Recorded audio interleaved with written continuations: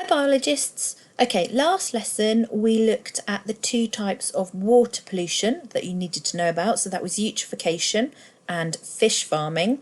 Today we're going to look at the other two types of pollution. So that is introducing a new species to a region and air pollution. And as I said last time, the biology GCSE is quite specific in terms of the types of air pollution that you need to know about, and it is actually quite different from chemistry GCSE. Okay, so let's have a look at rabbits first of all. So there are rabbits in Australia, but they're not natural. They were actually introduced in 1859 by a man named Thomas Austin, and he released 13 wild rabbits into Victoria, which is part of Australia, and he released them for hunting because obviously, you know, people who'd moved to Australia were used to hunting rabbits in the UK and thought that they'd like to do that in Australia as well. Now, this was great for rabbits because it was mild, so the temperatures weren't really cold in the winter, which meant that they were able to breed all year round.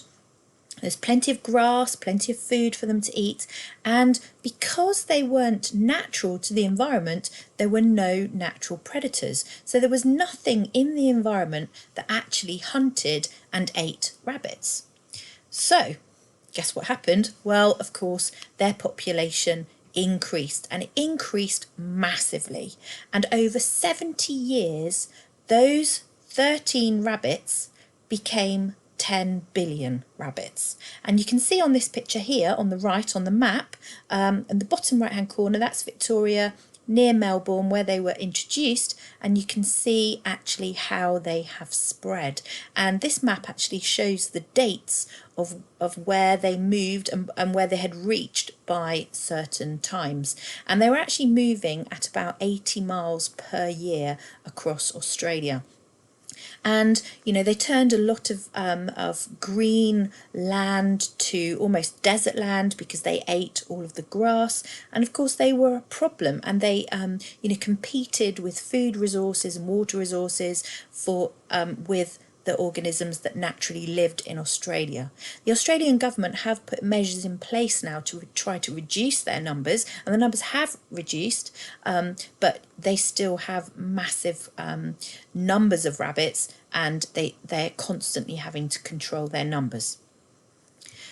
The second type of organism that was introduced again into Australia were cane toads, and this is a picture of a cane toad. As you can see, they're big toads, and 102 of these were introduced. They had originally come from South America, and they were introduced to eat cane beetles, which were eating the sugar cane crops. So the Australians were growing sugar cane, which is where we get our sugar from, you know, the sugar that you might put on your cereal in the morning or in your cup of tea, and that had been had insects called cane beetles eating it, and so they obviously wanted to stop that from happening, so they brought over from South America these cane toads. And similar to the rabbits, there were no natural predators to these, and their numbers started to increase, and now they think there are about 200 million cane toads in Australia. And again, if you look at this map here, you can see how they have moved and how their population size has changed and started to move across Australia. Again, the same issue with the rabbits. They are competing with other organisms for food, for water, and for space. But one of the biggest things about cane toads is that they are really, really poisonous. One lick from a cane toad on a predator or another organism would cause it to die. So in regions where they find cane toads, they find that predators such as northern quoll, there's a little picture of one up here on the top right hand side, goanna, which are in the bottom there, and snakes, they are being poisoned because they are thinking they're going to eat these cane toads, but as soon as they try and eat them, they're getting poisoned and their numbers are beginning to fall. So it's changing the whole dynamic of the environment. We've got food chains being disrupted, food webs being disrupted. And when we looked at that previously, you can see how, one change in one species can have a really massive effect on other species within the environment. So again, the Australian government are having to do things to try and reduce the number of cane toads in the environment because they are causing a problem. So moving on to air pollution, there's a few questions here for you to have a look at. So what is the main source of air pollution? Clue in the picture. Which gases are being released and what type of pollution does carbon dioxide cause? So pause the video, have a go at those, and we'll go through the answers in a second. Okay, so the answers. So the main source of air pollution is burning fossil fuels, and that is the phrase that you need to use in your biology exam. When we talk about fossil fuels, remember we're talking about coal, natural gas and oil. So petrol, diesel, kerosene, all of those fuels that we use in cars and lorries and aeroplanes, they are going to have come from fossil fuels in the first instance. So burning fossil fuels releases chemicals that cause air pollution. The three gases that you need to know about, there are others, but these are the three you need to know, are carbon dioxide, sulfur dioxide and nitrogen oxide gases. And then you need to know what type of pollution does carbon dioxide cause, and that one we should all know causes global warming. So that's where the temperature of the Earth is rising because we are now trapping more heat energy against the surface of the Earth. So like water pollution, we can use indicator species to tell us how polluted the air is in a particular region. And there are two species that you need to know about that can indicate to us pollution levels.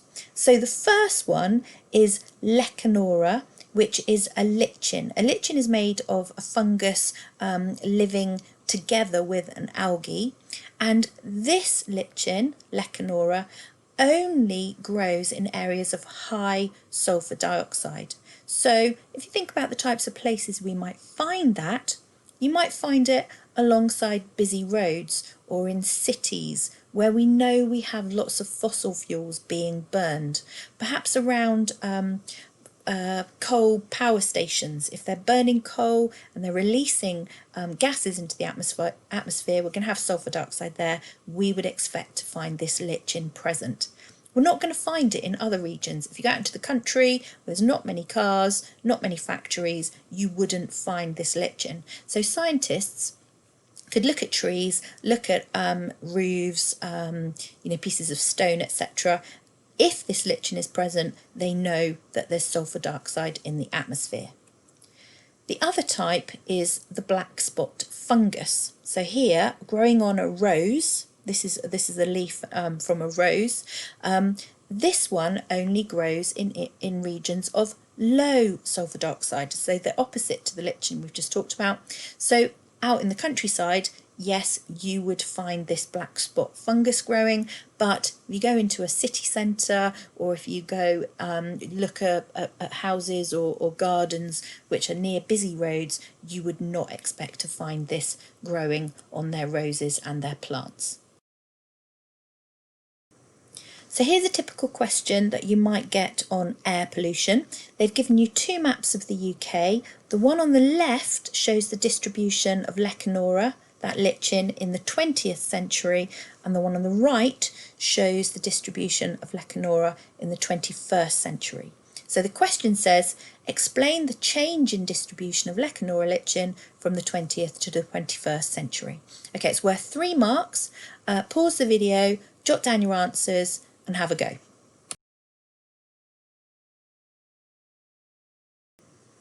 So this is an explain question, so I need to have a describe statement at the beginning and then 2 follow-up explanations for my description because it's worth 3 marks.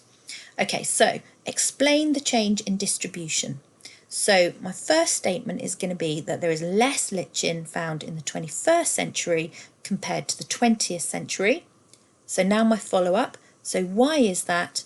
It's due to less sulfur dioxide in the atmosphere. So why could that be? It could be because we've moved to other energy supplies, e.g. wind energy rather than coal. It could be that less people now have coal fires. It could be that we've moved to low sulfur petrol and diesel in cars. So the final thing that we're going to look at today is another indicator species, but this indicator species can be used to indicate how the climate and the temperature in Europe is changing. Now, this picture here of this cow is a cow that has a disease called blue tongue disease. It's not a very nice disease. Sometimes the animals have to be killed because they're so ill with this disease. And the disease is caused by a virus that the cows catch from a midge, which is referred to as the vector because it carries the virus. A midge is a bit like a fly. So the fly has the virus and it moves from cow to cow to cow, spreading that virus as it goes. Now, ordinarily, this midge is killed by cold temperatures. So we've not really seen a huge amount of it in Northern Europe, so in the UK and in Scandinavia, because it gets so cold in the winters. But there's been a massive rise in blue tongue disease in the UK since 2007. And the reason for that is because the temperatures are getting warmer. And so this virus, which is being carried by the midge, is able to survive and get passed on because the midges are no longer dying. And this map clearly shows that. You can see it is spreading further and further north throughout Europe as the temperatures are increasing.